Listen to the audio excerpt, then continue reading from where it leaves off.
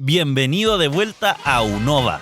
Desde Castelia hasta Isirrus, esta fue una región experimental en todo sentido. Jugamos este juego después de una década para darles un análisis fresco de la real calidad de Black and White. Desde que eliges tu género y tu nombre hasta que aparecen los créditos, investigamos nuevamente la región de Unova con una perspectiva de 2024. ¿Y por qué decidimos regresar a este juego? Quizás recuerdas las controversias de la época, odiado en un inicio, pero luego con el paso de los años las opiniones se han vuelto mixtas. En particular recientemente, la gente ha encontrado una nueva apreciación por las animaciones, las mecánicas, la historia. Han llegado a declararlo como la última mejor generación que sacó la franquicia. Queríamos averiguar, ¿quién tiene razón? Nosotros hemos jugado Pokémon por aproximadamente 20 años a esta altura, recorriendo cada juego, cada región, cada spin-off, y a través de los años hemos visto al mundo de Pokémon cambiar bastante. Los fans hoy no están felices con los juegos más recientes, que no logran evitar las controversias con cada nuevo lanzamiento. Unova pasó por lo mismo, y ha llegado la hora de determinar, de una vez por todas, si este juego es tan malo como se pensó al principio, o si es tan bueno como se recuerda ahora.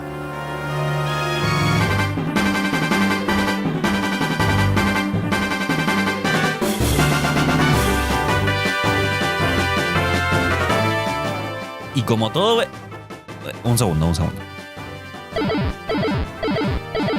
Y como todo buen análisis, comenzaremos con... No quiero perder tiempo con un resumen largo, así que... Recibes tu starter e inmediatamente haces que tu mamá tenga que sacar otra hipoteca para arreglar la casa. Luego sales a explorar el mundo, conoces a un grupo de gente rara, le partes la raja a unos líderes del gimnasio. Tienes un paseo en una rueda lleno de tensión romántica con tu rival. Sigues pateando culos, conoces a una niña hiperactiva, aprendes a odiar a tus amigos, conoces a un campeón que no gana nunca. Pausa para apreciar el paisaje. Atrapa a un par de legendarios, pasa el Elite Four, aparece un castillo de la nada, le ganas a dos capos mafiosos, tu rival se va volando, fin. El juego se caracteriza por sentirse bastante impersonal, no solo por el poco esfuerzo que hace el juego por involucrarte en el mundo. Partamos por el comienzo. ¿Qué es esa weá de que te mandan tu starter por AliExpress? Como si la profesora Juniper no podía ser más inútil, los mandó en una caja por correo cuando su laboratorio queda a como 9 pasos de tu casa. Ni siquiera te conoce, pero te confía a ti y a tus amigos, Pokémones raros y un instrumento de investigación caro. ¿Porque sí? Esperaría como mínimo que me haya visto la cara por lo menos una vez. Se siente impersonal, carece de credibilidad y me hace sentirme lejano al mundo, porque termina siendo incómodo e irrealista. Creo que te llama para preguntarte cómo vas un poco más seguido que los otros profesores. Bien, supongo. Pero ¿por qué en la mitad del juego la reemplazan con su papá? La profesora es ella, se supone que ella es la que te guía. ¿Cuál es el punto de dejar claro que ella es capaz de hacer todo eso, pero después el que te ayuda es Carrasco Encina? Creo que fue momento de aclarar que yo jugué el juego en español, así que existo en una dimensión paralela en que la región se llama Teselia y Cedric Juniper se llama Carrasco Encina. También están tus amigos, Cheren y Bianca. Bell. Bianca. Bell. Los odio a ambos. No me malentiendan, no estoy en contra de tener relaciones positivas con otros personajes en el juego, pero es el tipo de conexión que debe formarse naturalmente en la medida que avanza la historia y se dan las circunstancias. Pero el juego comienza y antes de dar un paso en tu propia casa te chantan a dos mejores amigos que jamás has visto en tu puta vida, dejan la cagada en tu pieza y son demasiado amigables. No los conozco, entonces su cercanía me repele. No tengo mucha razón para encariñarme con estos personajes, más allá de que el juego lo quiera forzar de primera. Todo es forzado. Hasta el primer paso para dar comienzo a la aventura. Si me van a introducir personajes nuevos, prefiero que se dé una amistad de forma natural, o que derechamente sea una relación conflictiva de forma inmediata, que me dé un objetivo apenas comience el juego de derrotarlo. Yo debo decir que no estoy de acuerdo. Creo que para estándares de Pokémon estos son buenos compañeros, porque hay que diferenciar entre rivales y compañeros, donde Cheren, a pesar de tener las mejores intenciones, debe aprender que la fuerza es una herramienta para alcanzar un objetivo y no un fin en sí mismo, y que debe ser usado responsablemente. Por otro lado, Bell añade un lado mucho más realista al mundo, donde no todo es aventuras y peleas, sino que también hay que lidiar con las expectativas de la sociedad y balancear eso con encontrar tu lugar en el mundo, y en el proceso aprenderás cosas de ti que no sabías que tenías. Yo les doy like. Y tú deberías darle like a este video si te está gustando. Lo que más valoro de los juegos Pokémon es la historia, y las batallas son, para mi gusto, un medio para llegar a un fin. Mi mayor problema con este juego es que pareciera ser que la franquicia, en un intento de innovar el juego con un concepto diferente, gastó toda su energía en lo conceptual y rápidamente se quedó sin recursos o tiempo para armar una historia compleja de calidad. Para rellenar este gran vacío, te inunda en batallas, y el juego termina sintiéndose como un trámite para llegar a la Elite Four, que coincidentemente es el mismo destino de la storyline de los enemigos. Más lineal no puede ser. La exploración es limitada porque tanto la ruta como la historia solo quieren que avances de forma recta por el juego, y hay nulo incentivo para volver atrás y explorar diferentes áreas. Parece ser que el único foco de la historia es la trama del equipo Plasma. y se deja de lado el lore y la mística de la región. En generaciones pasadas, el equipo enemigo era una de las muchas storylines que estaban ocurriendo dentro de la región. Los grunts sí que tienen drip. ¡Oh, qué cringe! No sé por qué tienen una estética medieval, pero se ve muy interesante. Entiendo que es porque hablan de grandes guerras que ocurrieron hace miles de años, pero Pokémon siempre menciona esas cosas así y después no las explora mucho. Más allá de cómo se visten, solo son otro equipo de grunts. Pero para ser sinceros, todos los grunts siempre fueron lo mismo en todos los juegos hasta que cambiaron la fórmula con Team Skull y Team Yell. Bueno, pero lo que les interesa a todos, las motivaciones de los malos. La primera vez que los encuentras es excelente. De verdad te hacen preguntarte si tener a Pokémones capturados es algo bueno, y sorprendió a todos en su momento con que se tocaran esos temas sobre el trato animal. Parecía un villano que de verdad hacía preguntas interesantes y que quizás tenía razón. Pero no, a la primera oportunidad que tienen se revela que es solo una mentira para separar a los Pokémon de sus dueños y que cualquier tipo de tensión o dilema moral se evapora inmediatamente. Y Dios mío, qué oportunidad perdida fueron los sabios. Cambiar la fórmula de los típicos subcomandantes que solo buscan poder y reemplazarlos por individuos experimentados que buscan imponerse a través de ilusiones y manipulación. Tenían tanto potencial para las situaciones en que los encuentras, los Pokémones que usan y su estrategia, pero no, nunca logras pelear con ellos. Están constantemente ahí, tentándote con un desafío y después te tiran un Grunt con un Patrat. ¡Alguien quíteme los Patrats de encima! ¡Ah! Toda la historia de este juego es potencial perdido, y siento que cuando la gente lo recuerda piensa en ese potencial y no en todos los momentos ridículos que hacen que sea una historia de poco impacto. El final es muy bueno, hay que decirlo. Aparece el castillo, exploras un terreno desconocido, se crea hype para tu pelea contra N, y al menos los líderes del gimnasio pelean contra los sabios. Esta escena de verdad es cool. Hubiera sido bueno si le hubieran dedicado el tiempo para desarrollar más estas cosas. Si Pokémon se atreviera a salir de la fórmula de bosque, cueva, pueblo, granja y probara con cosas novedosas, se vería así. Los gimnasios al comienzo son terribles, pero después mejoran especialmente en el diseño y el recorrido que debes hacer. Pero de la misma forma es bastante lineal, en la mayoría no hay dónde perderse, volviéndose solo un número predeterminado de entrenadores que hay que derrotar antes de llegar al líder. Pero lo que más decepciona es la Victory Road. Entré a la cueva, peleé con suerte con 2 personas y encontré la salida al tiro. Todo el punto de la Victory Road es que es un camino difícil que te prepara para la liga, donde te puedes perder, pero al mismo tiempo encontrar una variedad de ítems en tu salida.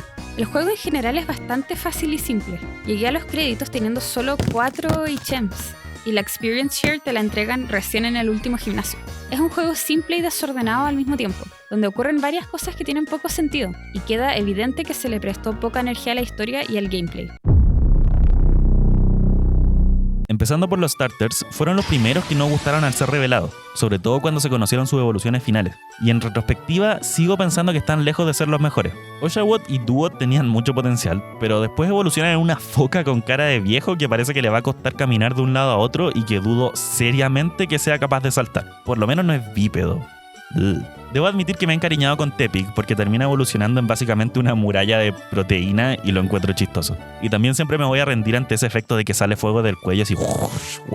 En cuanto al diseño del resto de los Pokémones, se nota que tuvieron que diseñar más de 150 porque algunos no son muy inspirados. Pero aprecio que hayan puesto Pokémones de objetos inanimados porque esos son de mis favoritos. Pero tienen un serio problema con los colores.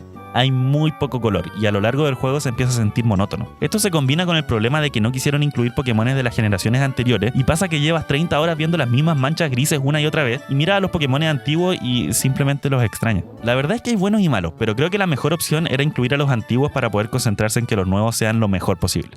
Por mi parte, debo admitir que antes de reevaluar el juego, una de las impresiones que más me había marcado la primera vez que jugué Pokémon White a los 11 años era la asquerosidad de los Pokémon. Tenía la idea de que ninguno salvaba, que todos tenían el mismo nivel de ingenio que Trubbish y que no se sentían verdaderamente parte del mundo Pokémon. 13 años después, siguen feitos, pero la franquicia de Pokémon no quiso decepcionar con las siguientes generaciones y logró hacer versiones peores. Así que en retrospectiva quizás exagere un poco. En esta jugada pude reconocer y hasta valorar el diseño de algunos Pokémones, pero en general nunca logré aceptar a los Pokémones inanimados. Creo que abusaron del concepto desde la generación 5 por falta de creatividad y cualquier objeto mundano del hogar servía como excusa de Pokémon. No incluir Pokémones de generaciones pasadas en teoría te debería forzar a encariñarte rápidamente con los nuevos. Pero el problema es que el juego no hace ningún esfuerzo de introducirte algunos Pokémones con alguna storyline. El único ejemplo es Munna, y por lo mismo no me sorprende que sea un favorito de toda la generación. Pero el resto está a la merced de que te los encuentres en el pasto y te enamores a primera vista de una cara que solo una madre podría querer.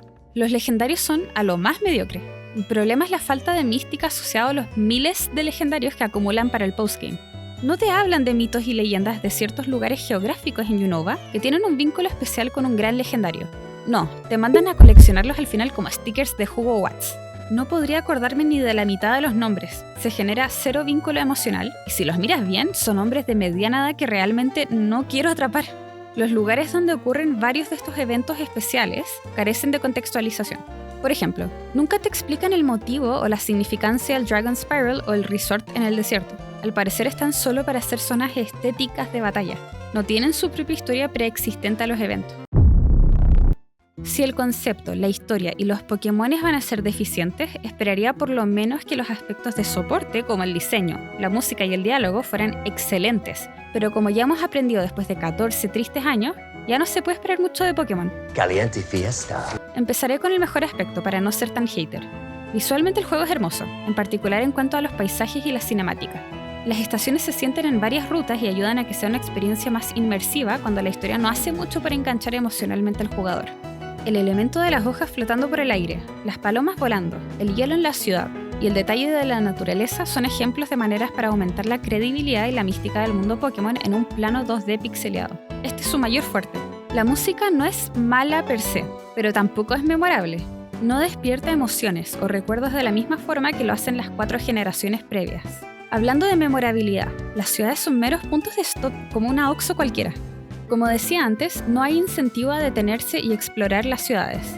La región decepciona bastante con su geografía circular que te atrapa en la unidireccionalidad, algo que hasta Kanto logra evitar, dándote la opción de irte por diferentes caminos e integrando cambios de geografía para aumentar el dinamismo de tu recorrido. Pero Unova tomó la opción fácil, y el círculo es simplemente el camino más simple para llegar de punto A a punto B, sin tener que integrar elementos de historia para justificar desviaciones o exploraciones tangenciales. Las únicas veces que debes volver a un lugar por el que ya pasaste es opcional y con una narrativa inexistente. Si bien el mar no es predominante en la zona, supuestamente hay varios ríos, motivo por el cual tiene tantos puentes. Bonitos sí, pero líneas rectas. Había potencial para explorar el mundo en una modalidad más acuática, pero no. Punto A a punto B. Potencialmente lo peor en este ámbito es el diálogo. Lo que más me irrita de los guiones tanto de juegos como de películas son las contextualizaciones forzadas que se realizan vía diálogo entre personajes. Hay una forma natural de introducir a personajes, historias, contexto, rivalidades. Esto no lo es. Esto no es natural. Nadie habla así en la vida real. Llega a ser aún más ridículo cuando no les basta con hacerlo solo una vez y reiteran la misma introducción múltiples veces como si los niños fuesen tontos. Podrán decir que mis expectativas son muy elevadas para un juego destinado para niños. Pero el tema es que los juegos anteriores también eran para niños y no por eso sacrificaron la calidad del lore. Creo que el argumento de los niños es una excusa barata para justificar una baja inversión, porque al final el alto retorno que generan por la lealtad de los fans y la popularidad de los juegos es prácticamente una garantía. Ciudad Castelia en la actualidad la inflan mucho, como si fuera una maravilla de lo que se puede alcanzar con la tecnología de un DS, y que no solo fue la mejor parte del juego, sino que también la mejor de la serie entera. Yo no sé sobre el aspecto tecnológico, asumo que en ese sentido sí es impresionante, pero en cuanto a gameplay, esto es malo. Todo está lejos y desconectado, las calles se hacen similares entre sí, todo es gris, y como es tan grande y está dividido en partes, en vez de sentir como que estás dentro de una ciudad grande, al final solo sientes que estás en un corral de edificios. Se supone que Castelia se basa en Estados Unidos, y que los directores del juego visitaron el país para inspirarse, pero no se nota. Esto es lo que se imagina alguien que nunca se ha interesado por los paisajes de Estados Unidos. Hay tantos lugares interesantes para inspirarse y en vez de eso prefieren una ciudad genérica, montaña genérica, bosque bonito pero genérico y un castillo. La Elite Four quizás es el mejor de la saga. Me gusta que puedas elegir el orden y la estética de cada área. Es impresionante.